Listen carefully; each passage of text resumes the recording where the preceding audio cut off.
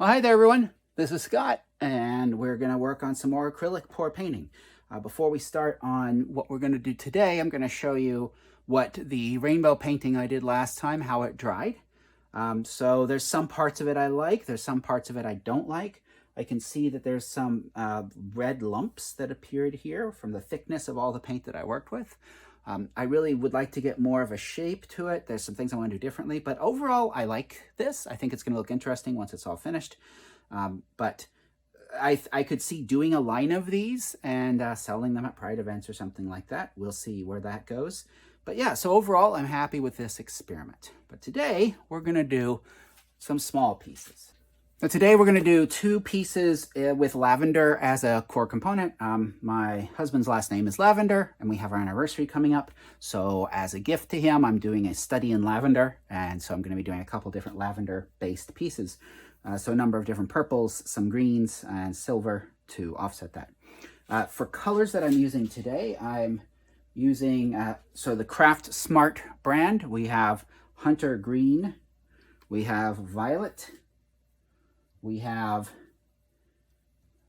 Grape Taffy, taffy for our, and then we have Acrylic, the Paint for Crafters Majestic Purple as one of our purples, and then we have Craft Smart Aqua, and some Acrylic, the Paint for Crafters Silver Metallic, as well as some white, and I've mixed the paints up. This time I've used an acrylic paint thinner. I found a recipe online in another video, I'll link to that below, that I've mixed it up. It is a mix of water, alcohol, flow improver, and fluid retarder. So my mix for the paints today is half pigment, half Floetrol, and then this, and then to thin it further, I use this thinner. The thinner recipe is designed to be the same as a thinner that you would buy all prepared, but it's a lot cheaper because you're making it yourself. The experiment I'm going to be trying today is, so I've studied a little bit more about how this all works. And conceptually, what's going on is you want the paint on the bottom to be a less dense paint. You want the paint on the top to be a more dense paint. So you pour the paint into a pile, and ideally the stuff that's on the bottom is less dense, the stuff that's on the top is more dense.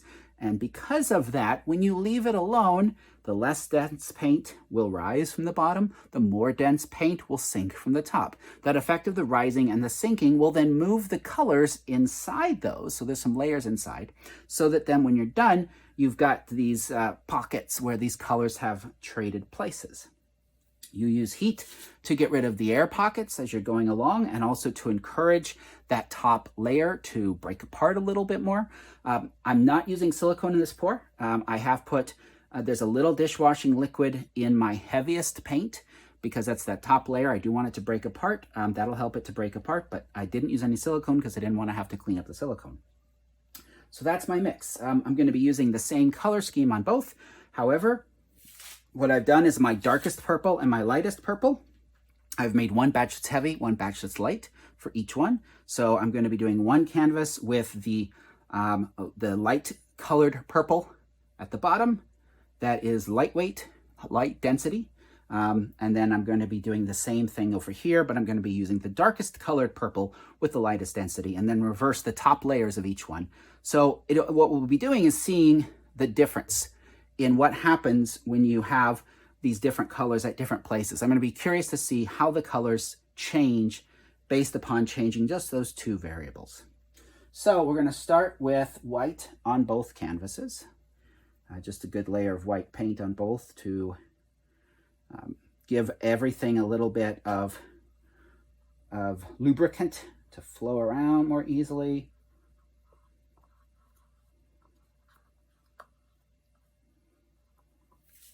So we're going to go ahead and spread that around. Well, the other thing I've gotten this time is, because Scott can't be trusted with fire, I got a mini heat gun. So it'll have the tight spout of the butane torch did, with as compared to the Black & Decker heat gun, which was very broad, but no fire. So that's probably a good thing. Okay, so now on both of these, I'm going to use the same technique. I'm just going to pour puddles in the middle and then play with it from there. So we're going to start with our least dense paint down in the bottom. This is paint that I've added much more thinning liquid to because you want that least dense paint to be able to rise up. So we're going to start with that on each of these. So we're going to do least dense dark purple on this side.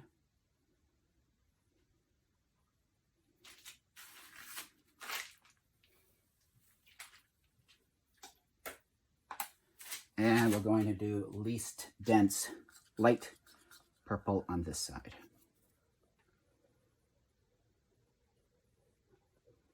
This is also a good test to see how level my canvases are, because if they're not level, this thing would immediately start sliding in funny directions. So, all right, now on top of that, we've got a number of colors we're going to work with. So I'm going to alternate, put down some green on each.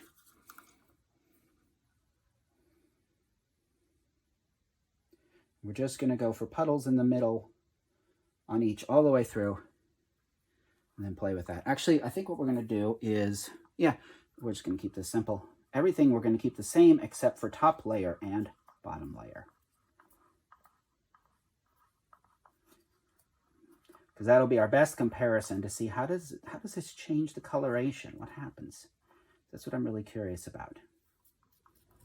Okay.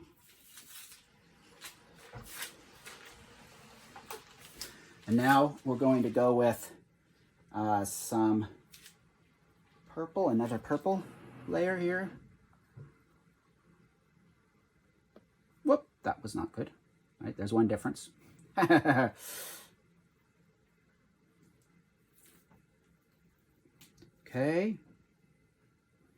Like an eyeball. Now we're going to do a little bit different green. Forest green on each in the middle.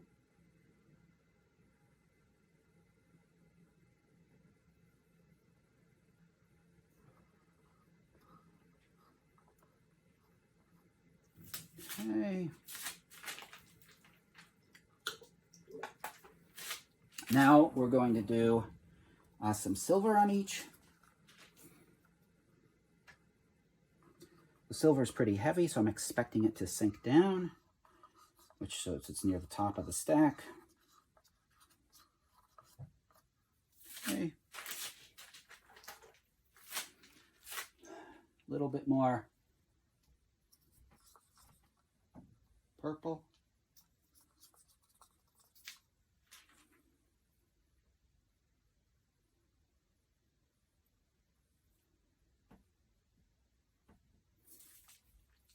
And now we're going to do our light layers. So this is our heaviest layers. So this is the heaviest purple I have. So the heaviest purple goes on top of the light bottom.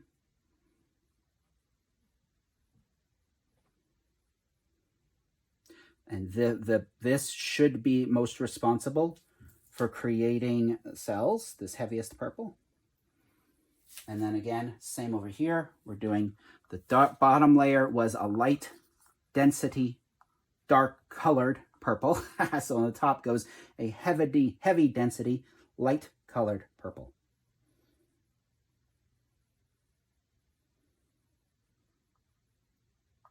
The idea is that this top layer and the bottom layer is where the work is happening. All right, so now on each one, I want to get those air buggles, get the air buggles out. So I'm going to hit it with the heat gun a little bit.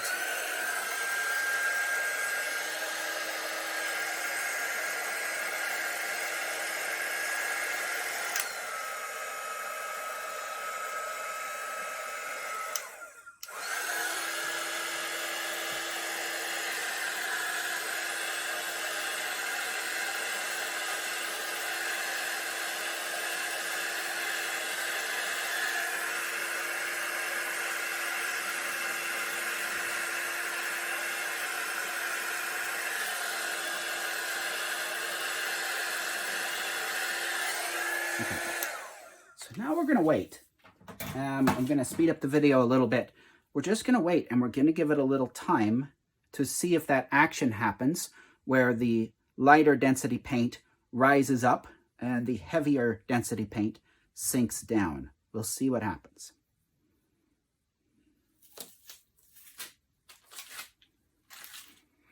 Okay, I've let them sit for a while and I'm not seeing any action. So that tells me that my theories are wrong, or that my mix is not different enough. My heavy mix is not heavy enough compared to the light stuff to make that action happen. So I'm now going to try, I've seen this, I've taken a mix of dishwashing liquid and some of my thinning liquid.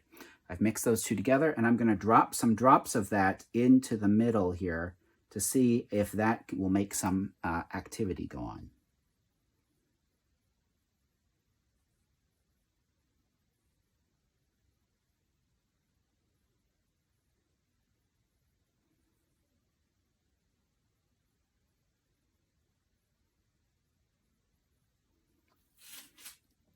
And we're just going to leave that and see what happens.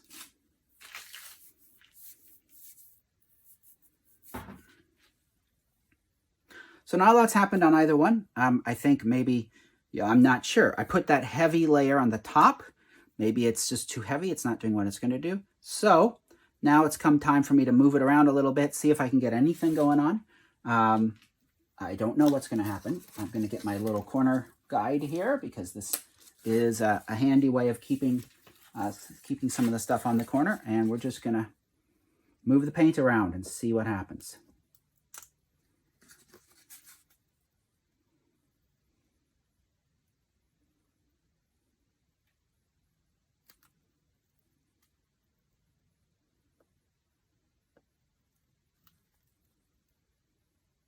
Hit the edge, come back to middle. I'm going to try to do the same motions on each one. Now, I've never poured it in the middle like that. I've done those cups. I wonder if it had something to do with just that method. All right, so now we're going to pause. We're going to move it over to here.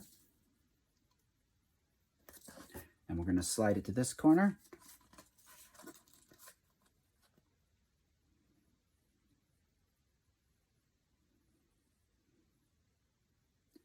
Okay. Pause, bring it back to center.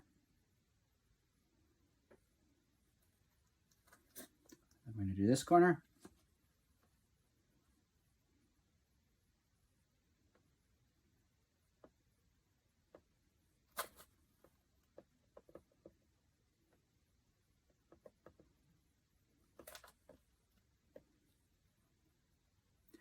There's a little bit there I didn't really get.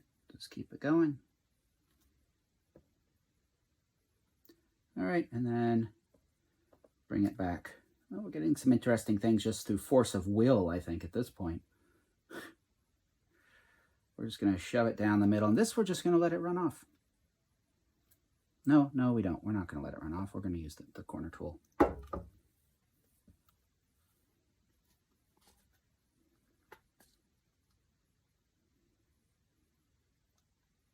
Because taking it to the corner and then back in is at least making something happen.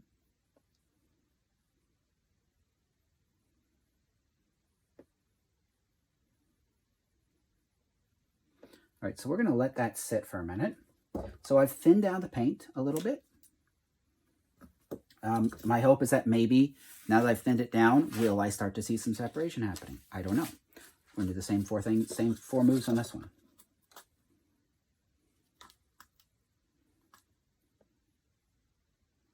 So into this far corner, back into the middle,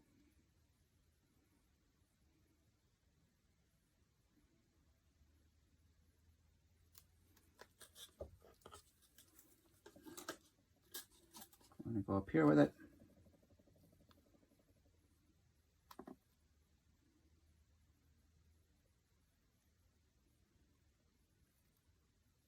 Back into the middle.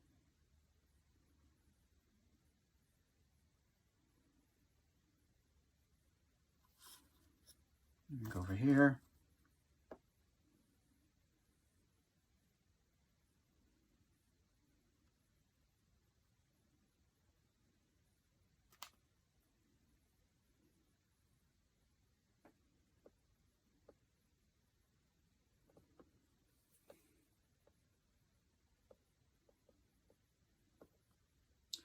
back into the middle.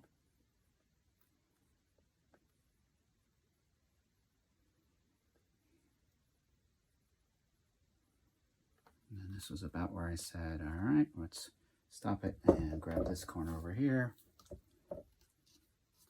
Let it go down.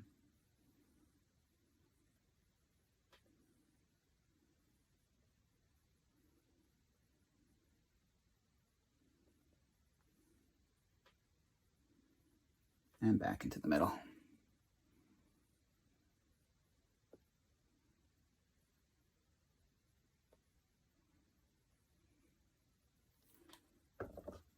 Okay, so now we have the situation where we've moved it around, we've thinned it around a little bit.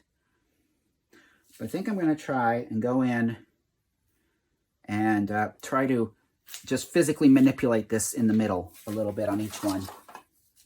See what happens. See if I can sort of get some action happening here.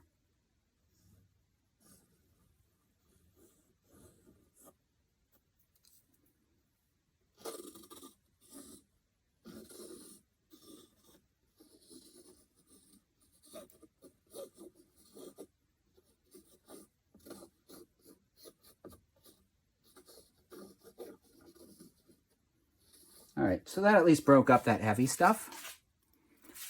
I know that's not the ideal way to do it, but you know what?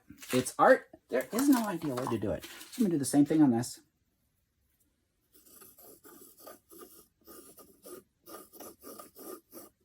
So it's interesting, the purple itself is, the dark purple is not coming through nearly as much onto the light. That's kind of interesting. Kind of mix that up a little bit. Okay, and now we're going to move this around, now that we've manually activated it a little bit and forced some exchanging. You want to make sure the canvas gets all covered again.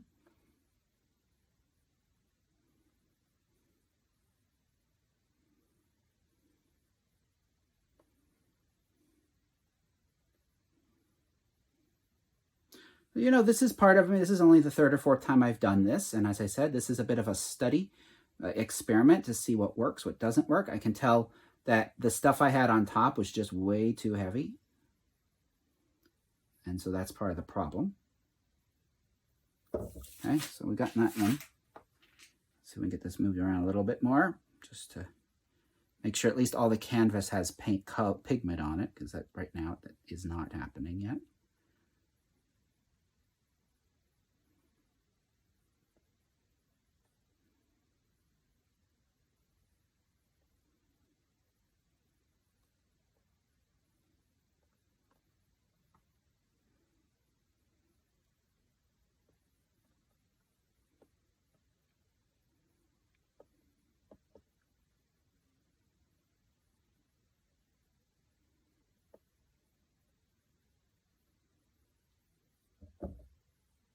So this one I like. I think that's good contrast.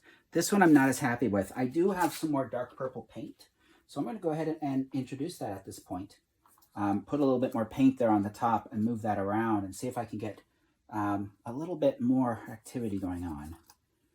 Where is it? So I've got some more of the dark, which I'm going to loosen up. I want it to be pretty ready and able to flow here.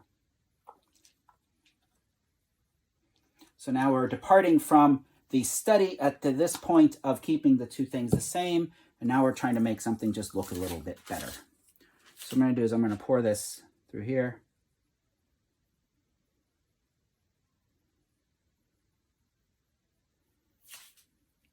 And let's see what happens.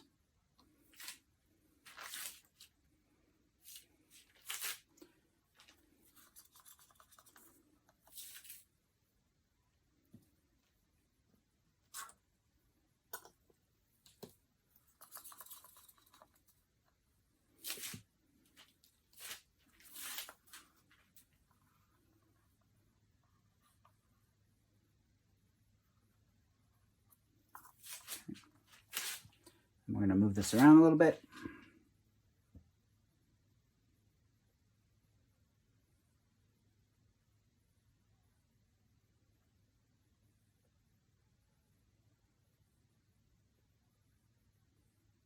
There we go. Now we're getting a little more contrast through there. That's interesting. That's nicer, yeah.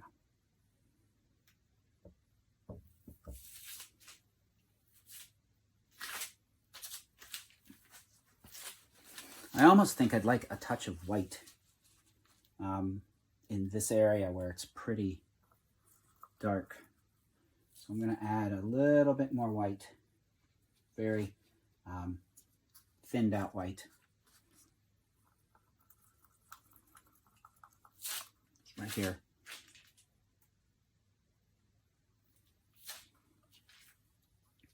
Then actually force a little mixing.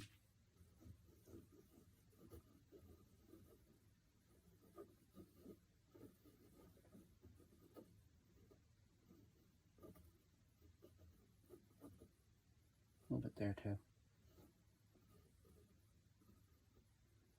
There. Now move it around.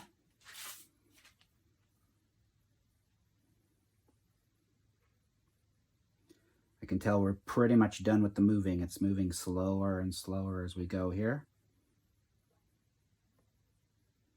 But that's giving me, yeah, some of the darks and lights I wanted to get.